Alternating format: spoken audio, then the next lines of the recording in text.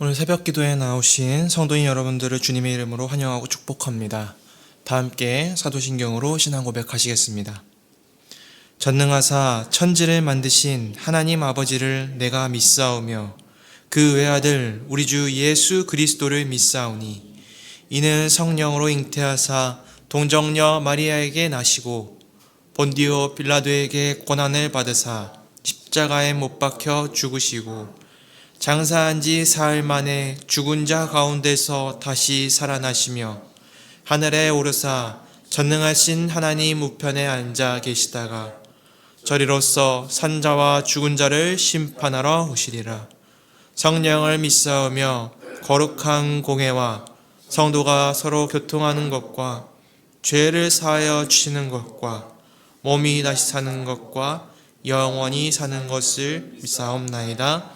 아멘. 찬송가 289장 함께 찬송하겠습니다. 찬송가 289장입니다.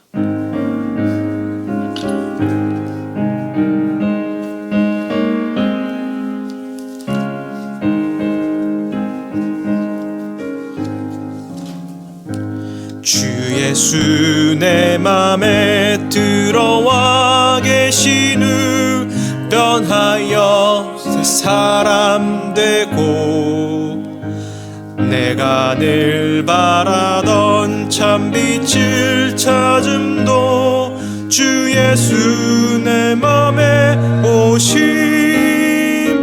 주 예수 내 맘에 오심 주 예수 내 맘에 오심 내 맘에 기쁨이 넘침은 주 예수 내 맘에 오심 주 예수 내 맘에 들어와 계신 후 망령된 행실을 끊고 머리털보다도 더 많던 내 죄가 눈보다 더 희어졌네 주 예수 내 맘에 오심 주 예수 내 맘에 오심 물 믿은 내 맘에 기쁨이 넘침은 주 예수 내 맘에 오심 내 맘의 소망을 든든히 거짐은 주 예수 내 맘에 오심 의심의 구름이 사라져버림도 주 예수 내 맘에 오심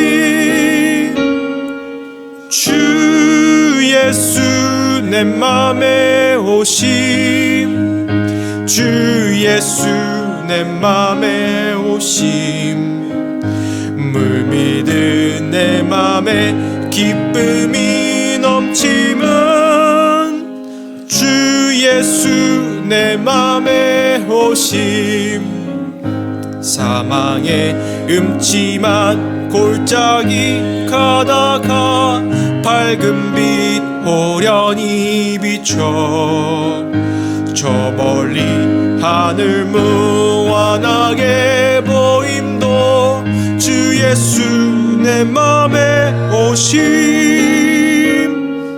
주 예수 내 맘에 오심 주 예수 내 맘에 오심 물 믿은 내 맘에 기쁨이 넘침은 주 예수 내 맘에 오심 내가 저 천성에 올라가 살기는 주 예수 내 맘에 오심 천성에 올라가 주님을 뵈리니 그 기쁨 비길 데 없네 주 예수 내 맘에 오심 주 예수 내 맘에 오심 물밀듯 내 맘에 기쁨이 넘치면 주 예수 내 맘에 오심. 아멘. 하나님께서 우리에게 주신 말씀 에베소서 4장 17절부터 24절 말씀입니다.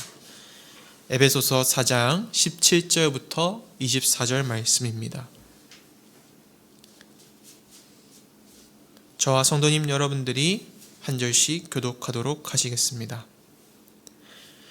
그러므로 내가 이것을 말하며 주 안에서 증언하노니 이제부터 너희는 이방인이 그 마음에 허망한 것으로 행함같이 행하지 말라. 그들의 총명이 어두워지고 그들 가운데 있는 무지함과 그들의 마음이 굳어짐으로 말미암아 하나님의 생명에서 떠나 있도다. 그들이 감각 없는 자가 되어 자신을 방탕에 방임하여 모든 더러운 것을 욕심으로 행하되 오직 너희는 그리스도를 그같이 배우지 아니하였느냐.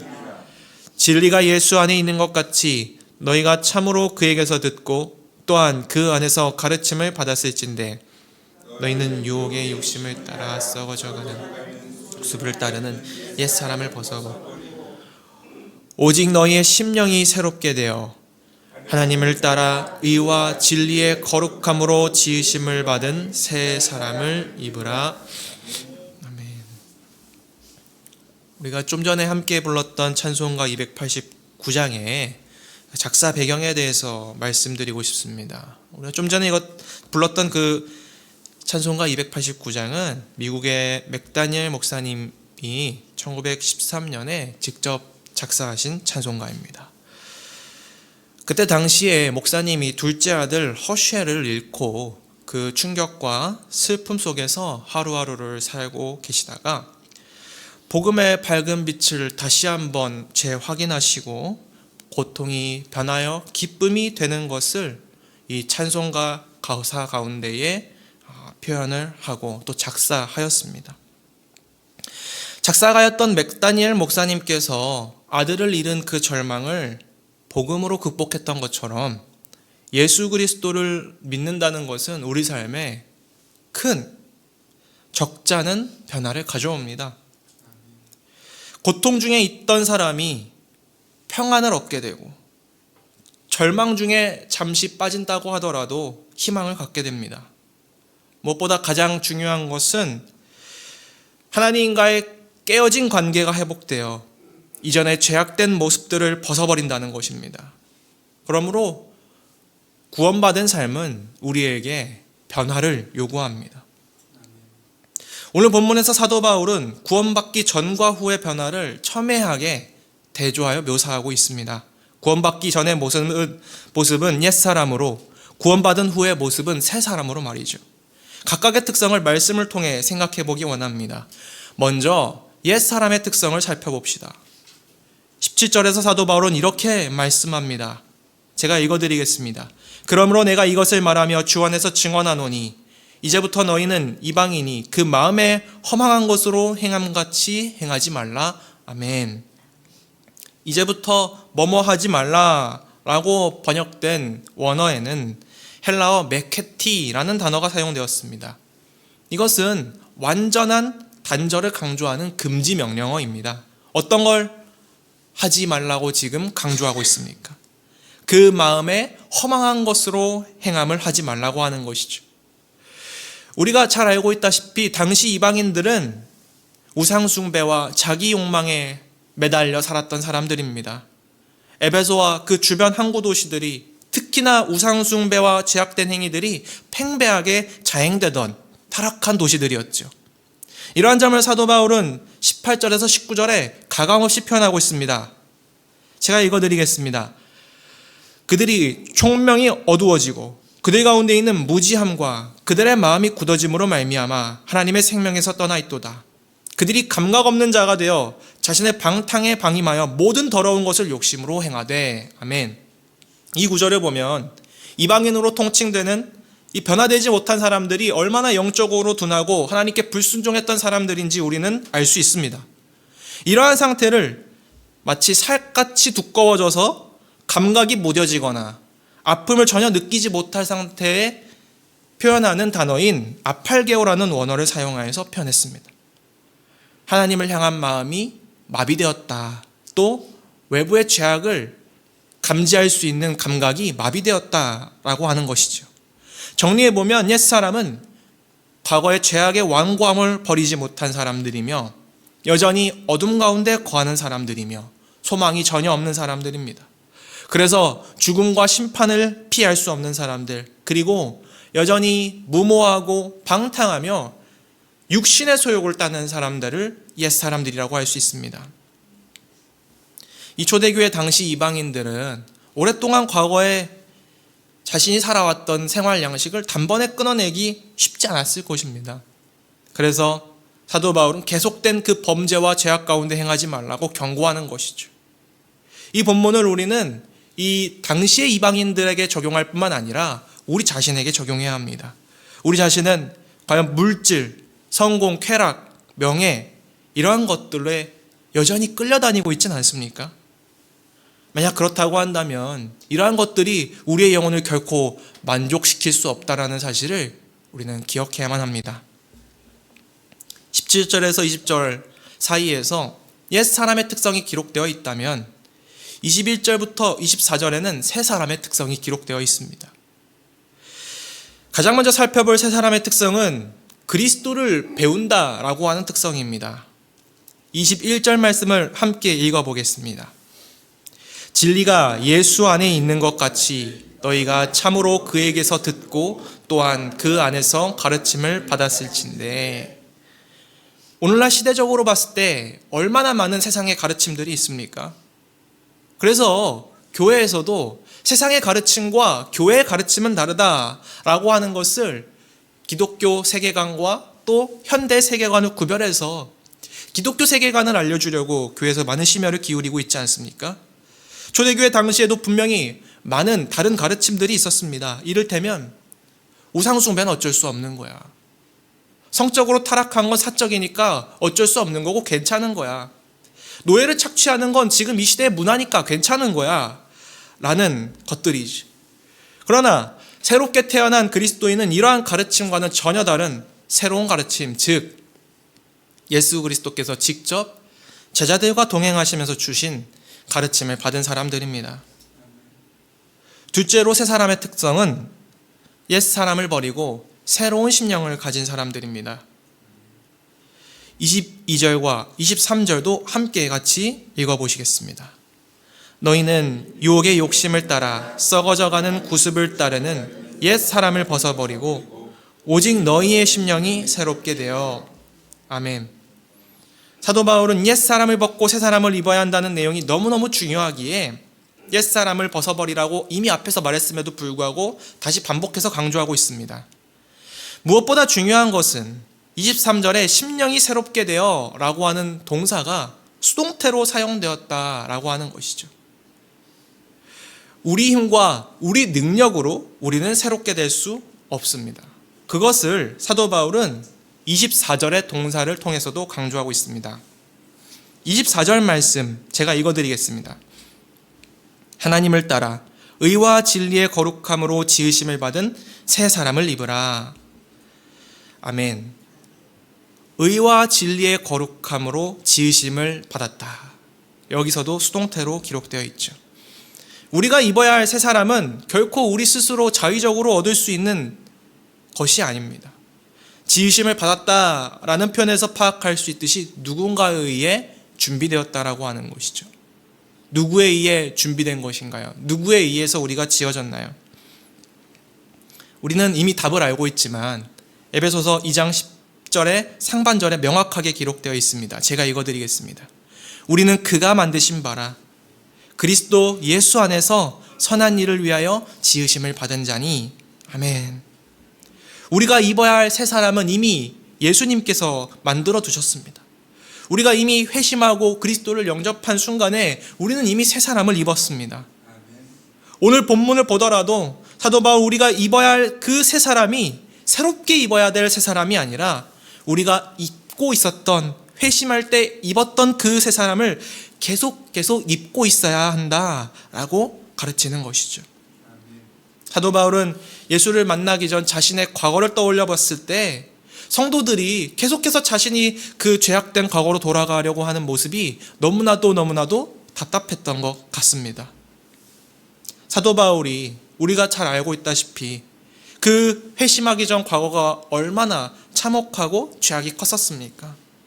그리스도인을 탄압하는 데 가장 앞장섰던 사람이었고 학벌과 명예와 금전과 세상의 유혹에 빠져서 그것을 세상의 가장 큰 자랑으로 여겼던 사람이었죠. 그랬던 그가 회심하고 나서는 예수 그리스도를 아는 지식 외에 다 배설물과 같다라고 고백하지 않습니까? 그러한 사도 바울에게 당시 이방인들 그리고 회심한 개종한 이방인들은 계속해서 과거의 옛사람으로 돌아가려고 하는 모습들, 물질을 모으려고 하는 모습들, 지식을 쌓고 또 안팎으로 자신의 신앙을 겉포장하려는 이러한 모습들을 사도 바울은 굉장히 안타까워했습니다. 사랑하는 여러분, 우리는 새 사람을 입기만 하면 됩니다. 옛 사람을 벗어버리고 예수님이 만들어주신 그 새 사람을 입는 것입니다. 입는다라고 하는 것은 우리가 어떤 역할이 바뀔 때 옷을 바꾸어 입죠. 군인과 선원이 자신의 역할에 따라 제복을 입듯이 법관이 법정에 출두할 때 법복을 입듯이 마찬가지로 성도는 옛 인성을 벗어버리고 새 인성을 입었으므로 옛 기준을 벗어버리고 새 기준을 따라 살아가야 하는 것입니다. 이렇게 새 사람을 입기 위해 우리에게 중요한 가르침을 사도 바울은 23절에서 이렇게 말씀합니다. 23절 말씀입니다. 오직 너희의 심령이 새롭게 되어 아멘. 우리가 새롭게 되기 위해 필요한 것, 그것은 바로 우리의 심령, 우리의 마음과 우리의 영혼, 우리의 마음을 바꾸는 것입니다. 우리의 행동은 우리의 생각과 우리의 마음으로부터 나옵니다. 생각하지도 않고 마음 먹지도 않은 일을 행하는 것을 우리는 충동적인 행위라고 말합니다. 그래서 우리가 그리스도인으로 행동하기 위해서는 먼저 우리의 마음이 바뀌어야 됩니다. 그 바뀐 마음은 어떤 것을 기준으로 삼는 마음이냐면 24절에 보면 의와 진리의 거룩함이라는 기준을 따르는 마음입니다. 더 이상 세상의 기준을 따르지 않는 것. 조금 더 원어에 가깝게 직역을 해보자면 진리로부터 나온 의와 거룩함 안에서라는 의미를 가지고 있습니다.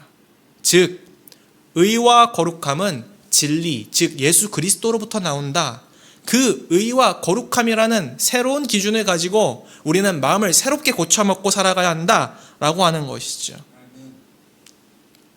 지금까지의 말씀을 듣고 나니 새 사람을 입는 삶 쉬워 보입니까? 어려워 보입니까? 저는 개인적으로도 이 변화된 삶을 살아가는 것이 이 부단한 자아 성찰과 회개, 기도가 없이는 불가능하다라는 것을 많이 느낍니다. 예수 그리스도를 기준으로 예수 그리스도에 비추어서 나 자신을 계속해서 회개하고 잘못된 것을 그리스도와 예수님과 다른 부분들을 맞춰가려고 노력하는 그 발버둥 치는 것이 없이는 해낼 수 없는 참으로 쉽지 않은 과정이죠. 그러나 그렇다고 해서 아무리 힘들다고 해서 우리는 포기할 수는 없습니다. 왜냐하면 이전에 입고 있었던 옛사람의 의복, 더러운 죄악된 누더기 옷, 그 죄수복, 그 죄와 속박에 속해 있을 때 입었던 옷을 계속 입고 살 수는 없거든요. 옛사람의 그 옷을 입고 다시 죽음의 감옥으로, 죄의 감옥으로 다시 들어갈 수는 없거든요. 이제 빛의 자녀가 되어서 빛나는 의와 거룩함의 의복이 저는 너무나도 좋고 이 옷을 결코 벗고 싶지 않습니다. 어릴 적 처음 회심을 경험했던 순간이 문득 떠올랐습니다. 하나님이 죄 많은 나를 용서해 주시고 자녀 삼아 주셨다는 사실이 너무 감사했었습니다. 그래서 그때 다시 생각해 보면 하나님이 저에게 새로운 의복을 입혀주셨다라고 표현할 수 있을 것 같아요. 사랑하는 성도 여러분, 하나님께서 성도님들께 새로운 의복을 입혀주신 때는 언제입니까? 그때의 초심을 기억하며 새로 받아든 그 옷을 아직 잘 입고 계십니까? 즉 새로운 기준을 따라 살아가고 계십니까? 그 의복을 결코 벗지 마시기 바랍니다. 수많은 세상의 유혹과 시험에도 결코 포기하지 않고 그 마음을 지켜내시기 바랍니다. 이를 위하여 성령의 힘으로, 말씀의 힘으로 오늘도 새 사람을 입고 살아가시는 저와 성도님 여러분 되시기를 주님의 이름으로 축복합니다. 오늘의 말씀을 생각하며 함께 기도했으면 좋겠습니다. 첫째로 세상의 어떠한 유혹과 시험에도 주님이 주신 새로운 정체성을 고수할 수 있도록 도와주시옵소서. 둘째로 진리로 말미암은 의와 거룩함을 지키며 살아가기 위해 말씀과 성령을 전적으로 의지하게 하소서. 세 번째로 공치을 여 다락방을 위하여 기도했으면 좋겠습니다.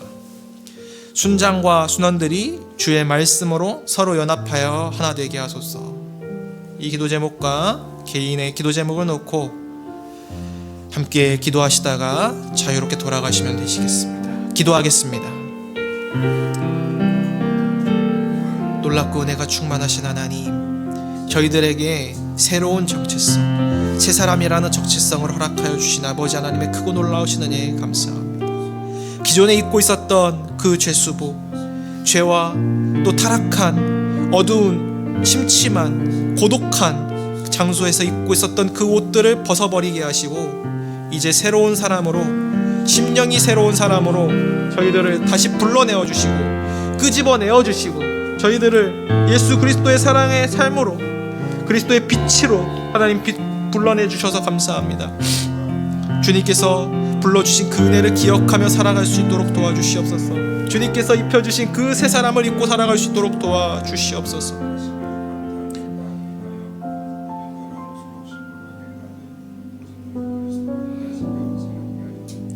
아버지 하나님, 주님을 붙듭니다. 주님을 의지합니다.